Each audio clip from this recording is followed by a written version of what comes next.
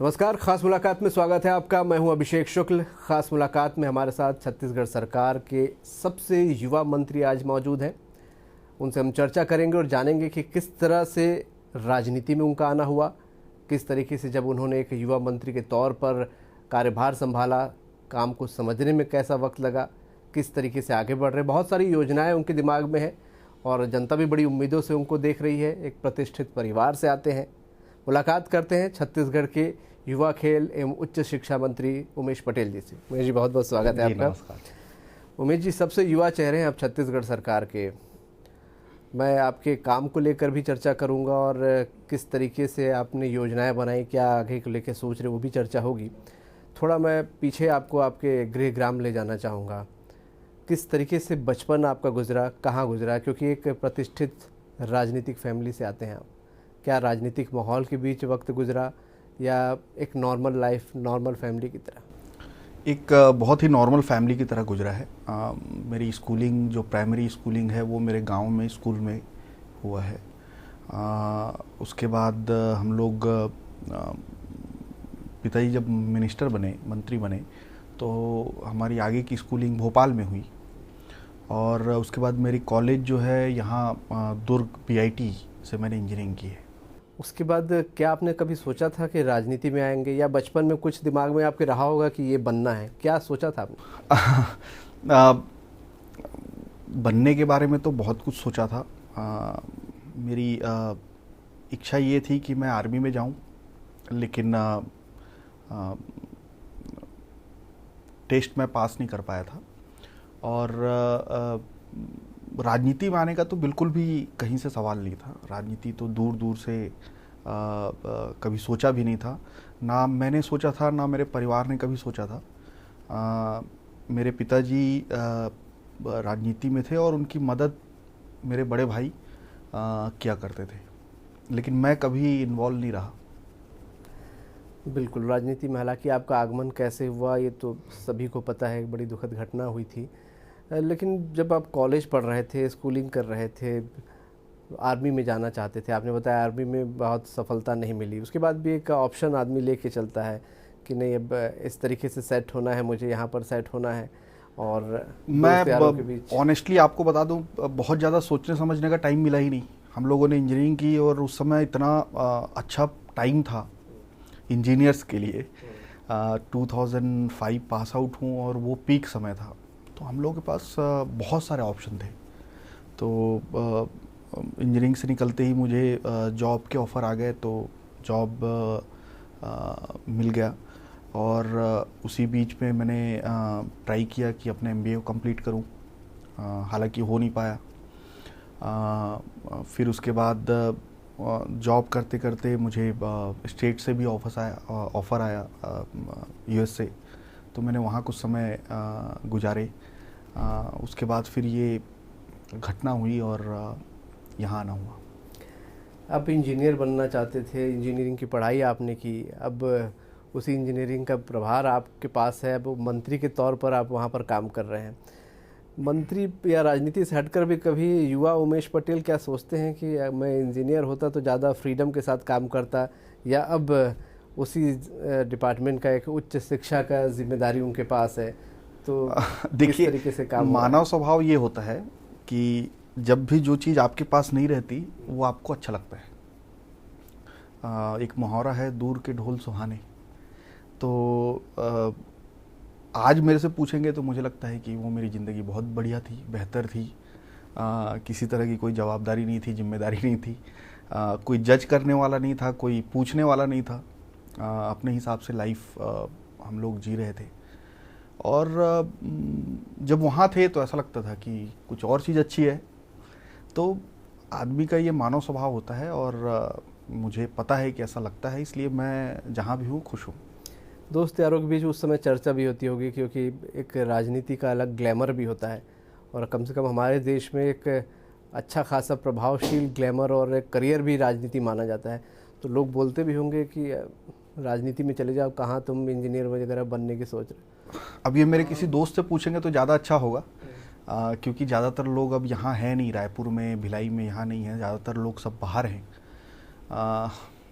Get together हो नहीं पाता है किसी के साथ, क्योंकि सभी के सभी जितने मेरे करीबी मित्र थे आज कोई बाहर है, कोई अपने काम में लगा हुआ है। फिर भी मुझे ऐसा लगता है कि उन्हें कभी महसूस नहीं हुआ कि मैं एक राजनीतिक परिवार से संबंध रखने वाला व्यक्ति हूँ। उन्हें हमेशा यही महसूस हुआ कि मैं एक उमेश पटेल हूँ, उनका एक दोस्त हूँ। हालांकि ये ज़्यादा अच्छा वो बता पाएंगे, लेकिन मुझे ऐसा लगता है। जी, निश्चित रूप से बहुत जल्दी जिम्मेदारी भी आपको संभालनी पड़ गई, और आप जैसे सोचा भी नहीं था कि इस प्रकार का कुछ घटनाक्रम होगा। बहुत जल्दी जिम्मेदारियां आपके कंधों पर आ गई। जब ये जिम्मेदारियां आपके कंधों पर आई, क्या आपको दिमाग में चल रहा था कि राजनीति में जाना है? जीरम का जो घटनाक्रम हुआ, अचानक से वो छत्तीसगढ़ क्या पूरी देश और दुनिया का अपने आप में एक न भूलने वाला घटनाक्रम था, लेकिन एक बेटे के तौर पर, भाई के तौर पर, परिवार की अचानक आपके ऊपर पूरी जिम्मेदारी आ गई। कैसे उन तमाम चीज़ों के बीच दिमाग में उथल पुथल चल रही थी कि अब आगे भी जाना है, उनका काम भी संभालना है, जनता भी आपकी तरफ देख रही थी, परिवार भी आपकी तरफ देख रहा था? देखिए, जिस दिन घटना हुई, मैं एकदम से पूरी घटना मुझे पूरी तरीके से याद नहीं है, लेकिन जिस दिन घटना हुई मैं बहुत रो रहा था, लेकिन एक चीज़ ने मेरे आंसू पोंछ दिए। जब मेरे माँ को पता चला कि ऐसी घटना हुई है और वो बेहोश हो गई, तब मुझे अचानक से एक जिम्मेदारी का एहसास हुआ कि सबको संभालने के लिए शायद अब मैं ही हूँ। उस चीज़ ने मुझे झकझोर दिया और ये कहना चाहिए कि एक जिम्मेदारी का एहसास दिलाया। और आपको यकीन नहीं होगा कि उस दिन से मैं मेरे भाभी के सामने और मेरे माँ के सामने कभी नहीं रोया। जैसे ही मेरी माँ बेहोश हुई, उसके बाद मैं कभी नहीं रोया। मैं उनके सामने हमेशा ये प्रोजेक्ट करता रहा कि मैं बहुत स्ट्रांग हूँ, और उनके सामने कभी भी मैं आंसू नहीं गिराया और अपने आप को उनको ये महसूस कराया कि मैं कमज़ोर नहीं हूँ। नई शादी भी आपकी हुई थी, और वाकई में बड़ी असमंजस की स्थिति और बड़ी दुखद स्थिति थी। उन तमाम चीज़ों से परिवार को भी आपने संभाला। फिर राजनीति में आने को लेकर क्या फिर बहुत सा प्रेशर भी रहा होगा? दिमाग में क्या चल रहा था? क्योंकि कभी आपने सोचा नहीं, न परिवार ने सोचा। कभी सोचा नहीं था। घटना हुई। देखिए, जो सब सहयोगी थे पिताजी के, जितने लोग थे, उन लोगों ने कहा कि हम चाहते हैं कि आप आएँ राजनीति में, और खरसिया विधानसभा से आप चुनाव लड़ें। मुझे थोड़ा टाइम लगा। मेरी माँ हमेशा मना करती रही कि नहीं करना है। और उस बीच में जितने शुभचिंतक थे, जितने लोग थे, उन लोगों ने यही कहा कि आप चुनाव लड़िए करके। तो मैं उस हिसाब से उस फ्लो में वो गया, और बहुत सोच विचार करके यहाँ आया हूँ, ऐसा नहीं है। वो परिस्थिति ऐसी बनती गई कि आप उसमें ढलते चले गए। इस तरह का सिचुएशन हुआ। वो पहला चुनाव आप लोगों ने 2013 में लड़ा आपने, और जीता भी वहाँ पर।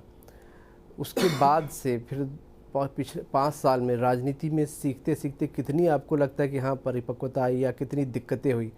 हालांकि बहुत से सभी मंत्री लगभग आपको मैंने देखा है कि गाइड करते रहते हैं, एक बेटे की तरह लेते हैं, फिर भी लड़खड़ाते हुए खुद कई चीज़ सीखनी पड़ती है।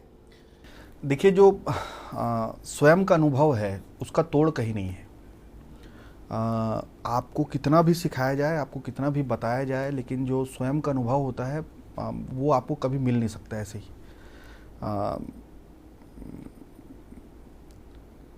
शुरुआत में ऑनेस्टली बहुत तकलीफ़ हुई, बहुत संघर्ष लगा, और मुझे ऐसा लगता था कि शायद मैं इस क्षेत्र के लिए बना ही नहीं हूँ शुरुआती दिनों में।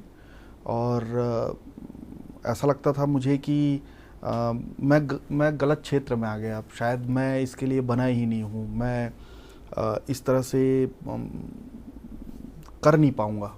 ऐसे काफ़ी दिनों तक, काफ़ी सालों तक ऐसा महसूस होता रहा। लेकिन धीरे धीरे मुझे बहुत सहयोग खरसिया वासियों से मिला, क्षेत्रवासियों से, जो मेरे पिताजी के सहयोगी थे, जो मेरे पिताजी के साथी थे, उनसे भी बहुत सहयोग मिला और बहुत कुछ सिखाया उन लोगों ने मुझे। बहुत सारी चीज़ों को सुधारा मेरा, बहुत सारी चीज़ों को सिखाया उन्होंने। तो धीरे धीरे इन्वॉल्वमेंट बढ़ता गया, मेरा भी इंटरेस्ट बढ़ता गया और फिर वो एक स्मूथनेस आ पाई। शुरुआत में बहुत डिफ़िकल्ट था और जहाँ तक परिपक्वता की बात है, मुझे नहीं लगता कि ये जीवन भर आपको सीखना पड़ता है। कभी भी आप ये कहेंगे कि परिपक्व हो गए तो फिर मेरे को लगता है वहाँ से आप सीख नहीं पाएंगे। तो सीखना तो जीवन भर का काम है। रोज़ आप सीखते हैं, कभी किसी बुजुर्ग से सीखते हैं, कभी किसी बच्चे से सीखते हैं, कभी हम उम्र से सीखते हैं। तो सीखना तो जारी है, जीवन का नियम है। तो मैं यही कहूँगा कि आज भी सीख रहा हूँ।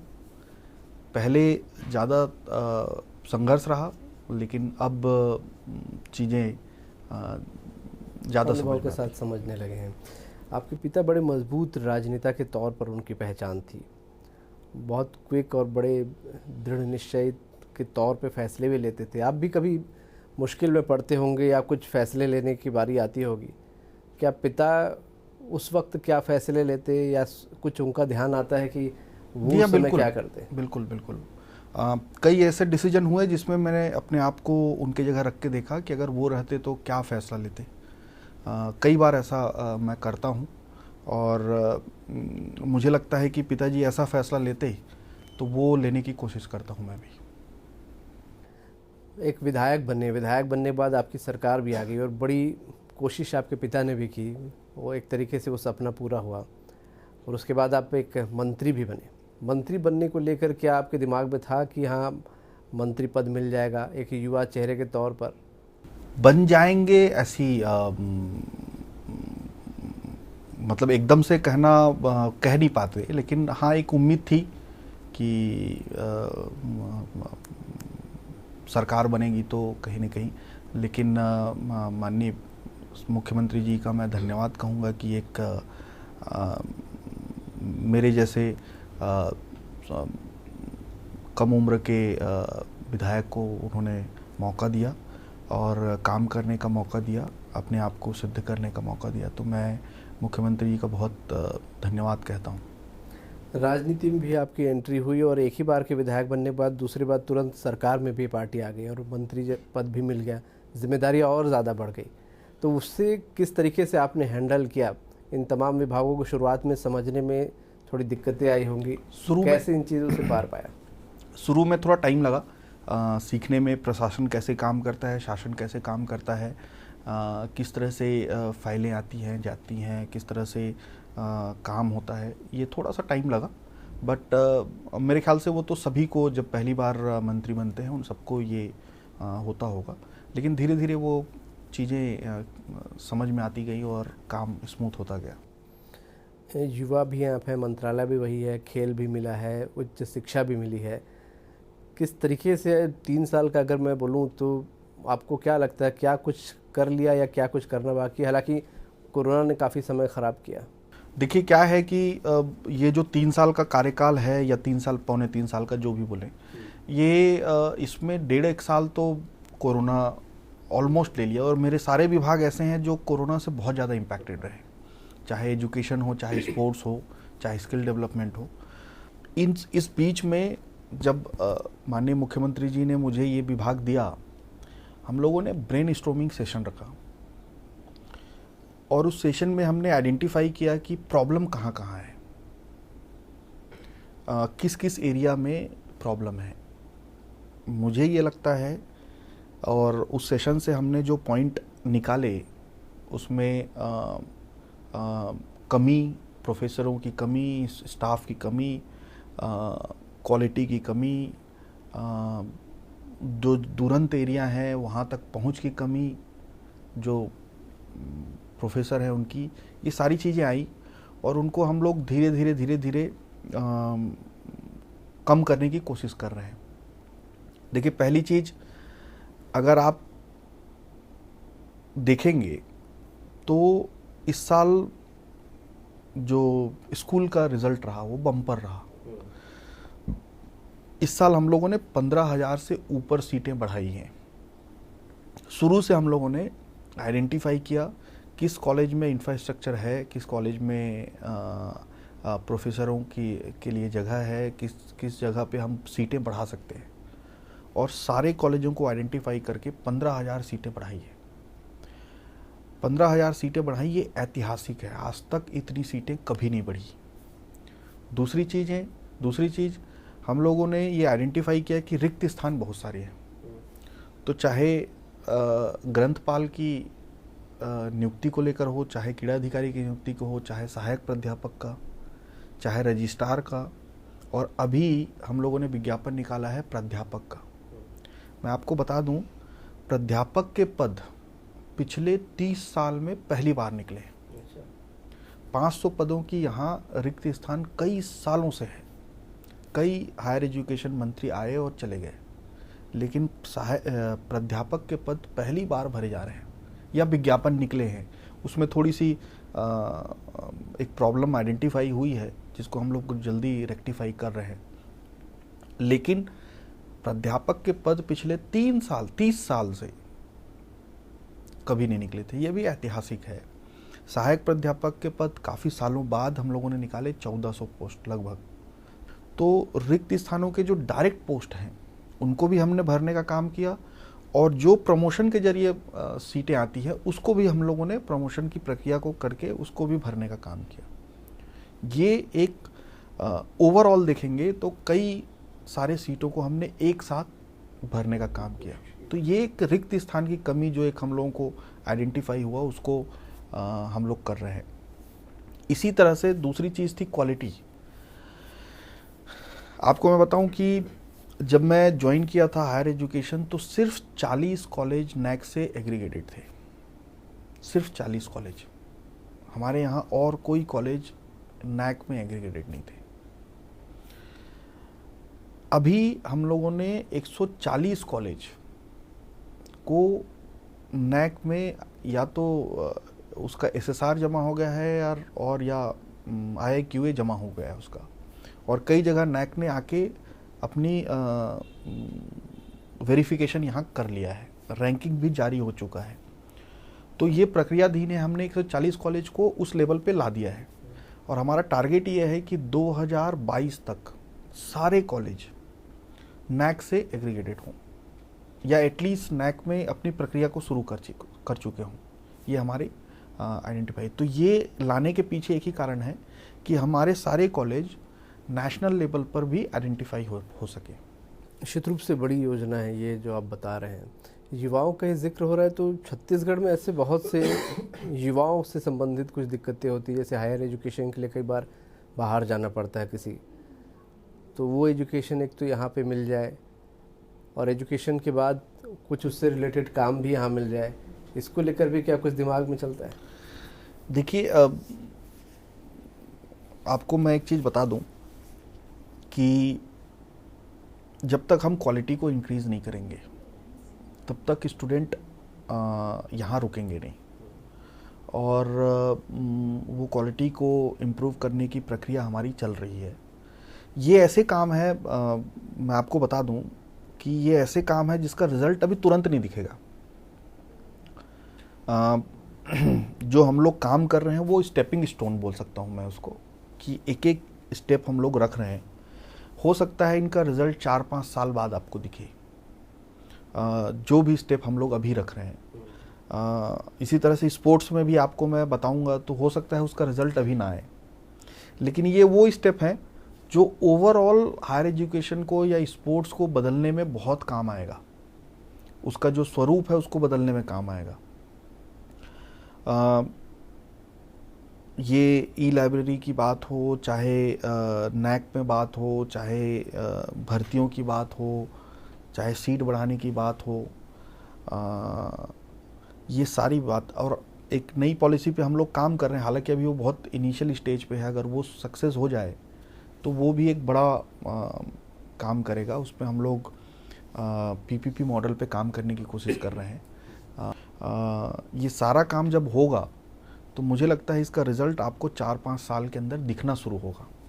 इसी तरह से स्पोर्ट्स में आपको मैं बता देता हूँ, स्पोर्ट्स में हम लोगों ने अभी पायलट प्रोजेक्ट की तरफ 5 नए एकेडमीज खोले हैं, रेसिडेंशियल एकेडमी। रेसिडेंशियल एकेडमी का मकसद यही है कि जब आप देखेंगे कि छत्तीसगढ़ मेडल टैली में कहीं नहीं दिखता है।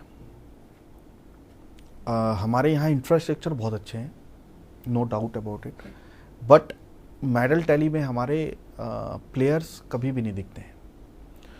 इसको हम लोगों ने रेसिडेंशियल एकेडमी से दूर करने की कोशिश हमारी जारी है।